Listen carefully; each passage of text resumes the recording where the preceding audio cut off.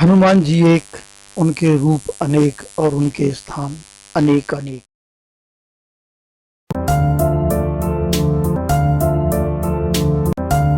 हनुमान जी एक, उनके रूप अनेक और उनके स्थान अनेक अनेक। और आज हम कहाँ जा रहे हैं? रामेश्वरम। गंधमादन पर्वत पर बैठे हनुमान जी के पिछले अंक में आपने देखा था टिहरी हनुमान मंदिर जगन्नाथ। अगला आकर्षण क्या देखेंगे हम? मध्य प्रदेश के इंदौर में प्रसिद्ध रणजीत हनुमान मंदिर के दर्शन करेंगे। कहाँ जा रहे हैं?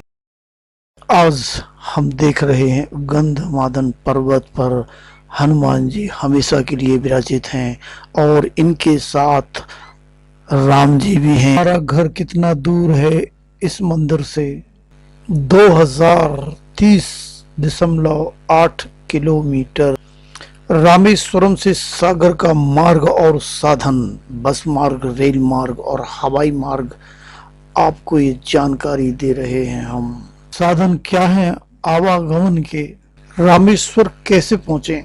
रामेश्वर तक विजयवाड़ा जंक्शन तक ट्रेन है, फिर यशवंतपुर जंक्शन तक ट्रेन है, फिर रामेश्वर तक बस, और इसमें 55 घंटे 23 मिनट का समय बताया गया है। और अगर हम और जल्दी जाना चाहते हैं तो रामेश्वर तक पहुंचने का सबसे तेज तरीका है सागर से नई दिल्ली तक ट्रेन, फिर मदुरई हवाई अड्डे के लिए उड़ान, और फिर टैक्सी से रामेश्वर तक, और इसमें 17 घंटे 15 मिनट का समय लगता है बताया गया है। भोग प्रसाद क्या लगता है?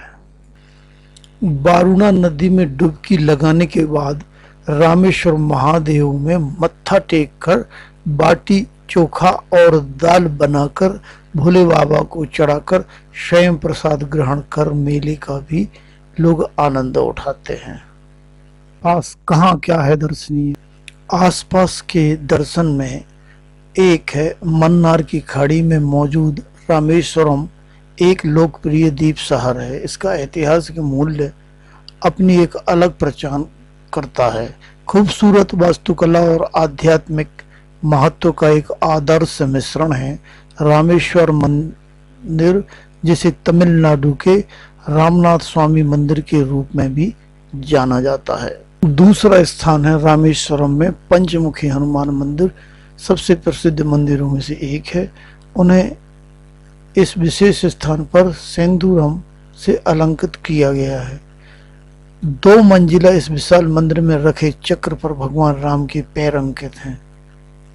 गंधमादन पर्वत मंदिर रामेश्वर के पास एक तीसरा है कोठंडा राम स्वामी मंदिर, भारत के दक्षिण की छोर पर और बंगाल खाड़ी की पास द्वीप पर स्थित है। चौथा है लक्ष्मण तीर्थ का निर्माण भगवान राम के भाई भगवान लक्ष्मण की प्रेममयी स्मृति में किया गया था। थिरुपुलल्लानी भगवान विष्णु को समर्पित एक मंदिर है। इन रुकने के क्या है साधन? जब मिलता है तो सुने जरा ध्यान से। अन्य स्थानीय पसंदीदा जो भी किसी को आवश्यक आजमाने चाहिए, उनमें फिल्टर कॉफी, कटल मछली, केकड़ा मांस, बेबी ऑक्टोमास, कीमा वड़ा, रश्म, सांभर, इडली वड़ा, डोसा और बहुत कुछ शामिल है। आपको क्षेत्र में उत्तर भारतीय, चीनी और महाद्वीपीय व्यंजन भी। रामेश्वर में होटल, लॉज, धर्मशाला इत्यादि तो है ही। उसमें रामेश्वरम में रेस्तरां, जहां यात्री स्वादिष्ट शाकाहारी भोजन खा सकते हैं। काठमांडू रसोई नेपाली और भारतीय। अब आइए मुख्य कहानी में आते हैं। गंधमादन पर्वत ये क्या है, इसके बारे में संपूर्ण जानकारी। रामेश्वरम गंधमादन पर्वत जो कैलाश पर्वत के उत्तर में स्थित है, वहां आज भी हनुमान जी का निवास है। मान्यताओं के अनुसार कैलाश पर्वत से उत्तर दिशा की ओर एक जगह है जहां हनुमान जी आज भी निवास करते हैं। हनुमान जी के इस निवास स्थल का वर्णन कई ग्रंथों और पुराणों में मिलता है। हनुमान जी को माँ सीता से अमरता का वरदान प्राप्त हुआ था। जब भी श्री राम का संदेश लेकर माता सीता के पास पहुंचे थे, तब माता सीता ने उन्हें अमर होने का वरदान दिया था। पुराणों के अनुसार कलयुग में हनुमान जी गंधमादन पर्वत पर निवास करते हैं। एक कथा के अनुसार अपने अज्ञातवास के समय हिमवंत पार करके पांडव गंधमादन के पास पहुंचे थे। एक बार भीम सहस्त्र दल कमल लेने के लिए गंधमादन पर्वत के वन में पहुंचे। तब उन्होंने हनुमान जी को वहां आराम करते देखा, तो भीम ने उनसे अपनी पूंछ को मार्ग से हटाने के लिए कहा, तो हनुमान जी ने कहा कि तुम स्वयं ही हटा लो। लेकिन भीम अपनी पूरी ताकत लगाकर भी उनकी पूंछ को नहीं हटा पाए थे।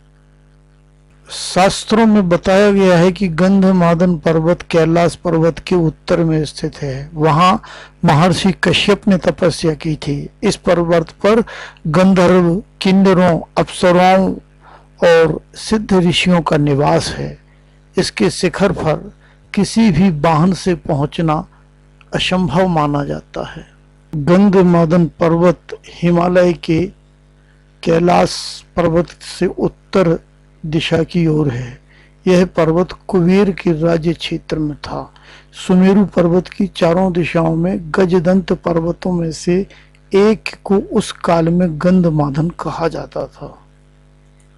आज यह क्षेत्र तिब्बत के इलाके में है और इसी नाम से एक और पर्वत रामेश्वर के पास भी स्थित है, जहां से हनुमान जी ने लंका पहुंचने के लिए समुद्र पार करने के लिए छलांग लगाई थी। गंधमादन पर्वत पर एक मंदिर भी बना हुआ है, जिसमें हनुमान जी के साथ श्री राम जी आदि की मूर्तियां भी विराजित हैं। कहते हैं कि इस पर्वत पर भगवान श्री राम अपनी वानर सेना के साथ बैठकर युद्ध के लिए योजना बनाया करते थे। लोक मान्यताओं के अनुसार इस पर्वत पर भगवान राम के पैरों के निशान भी हैं। गंधमादन एक छोटा सा पर्वत है जो हिमालय के कैलाश पर्वत के उत्तर दिशा में स्थित है। वर्तमान में ये तिब्बत क्षेत्र में आता है। यहाँ जाने के 3 रास्ते हैं। पहला मार्ग है नेपाल मानसरोवर के आगे, दूसरा विकल्प है भूटान के पहाड़ी इलाके से और तीसरा रास्ता है अरुणाचल से चीन होते हुए यहाँ जा सकते हैं।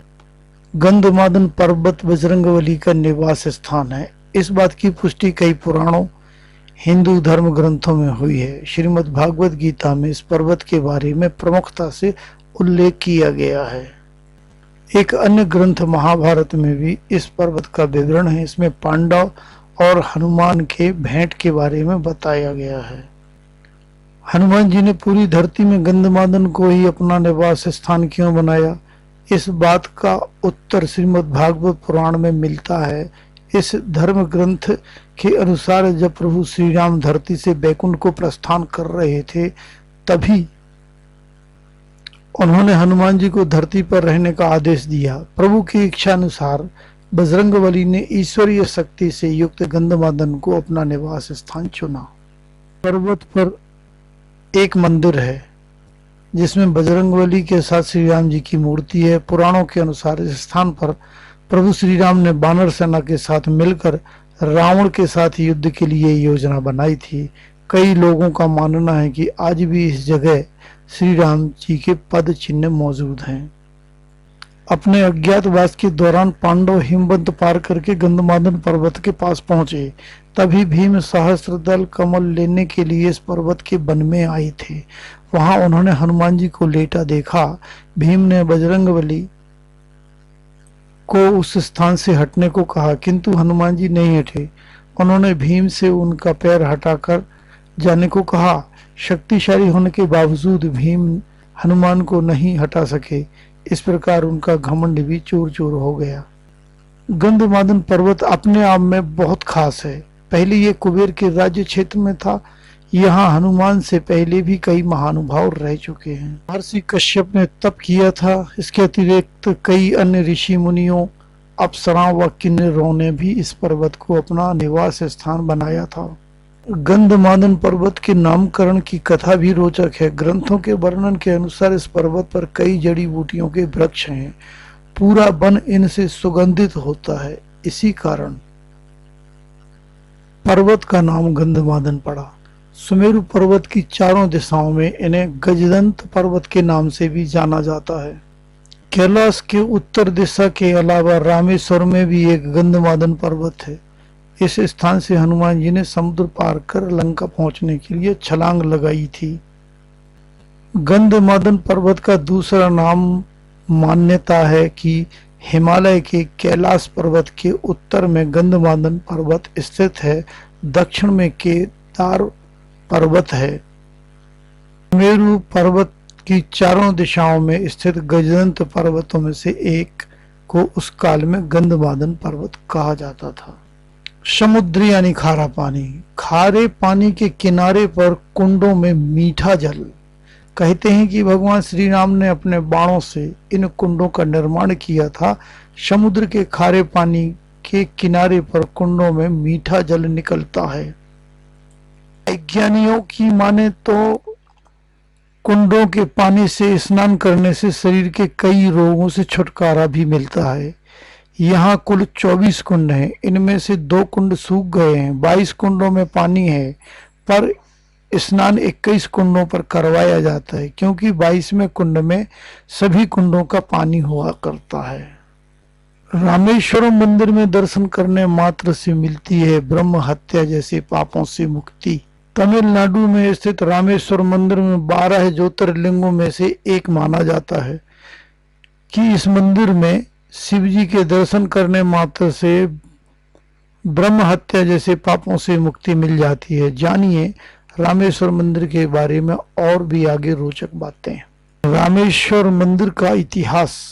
मान्यताओं के अनुसार भगवान राम ने लंका विजय की कामना से लंका जाने से पहले भगवान शिव की पूजा करना चाहते थे।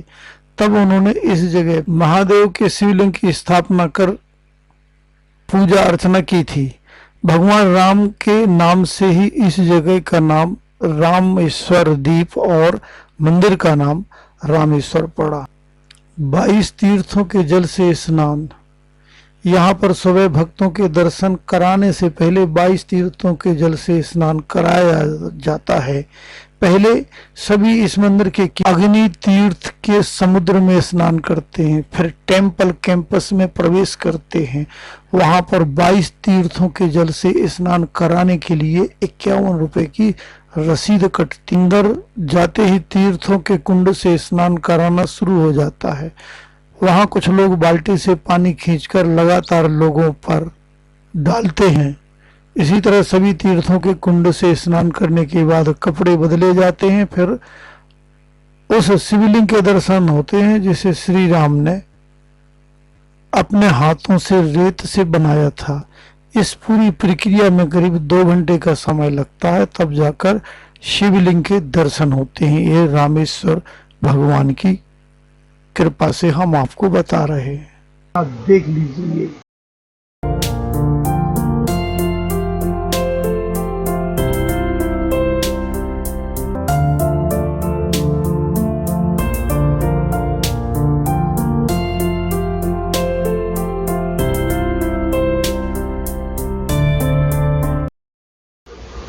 श्री हनुमान मंदिर चालीसा। आषाढ़ माह में हनुमान जी की विशेष आराधना होती है, क्योंकि चौमासे में देवशयन हो जाते हैं तो हनुमान जी सबका भला करने को तत्पर रहते हैं। यह सोचकर हम भक्तगण उनकी सेवा पूजा करते हैं। इसी मान्यता अनुसार हम भी हर मंगलवार को एक स्थान के दर्शन करा रहे हैं। 40 दिनों में हम 40 मंदिर की जानकारी एवं स्थान की जानकारी से अवगत कराने का प्रयास कर रहे हैं।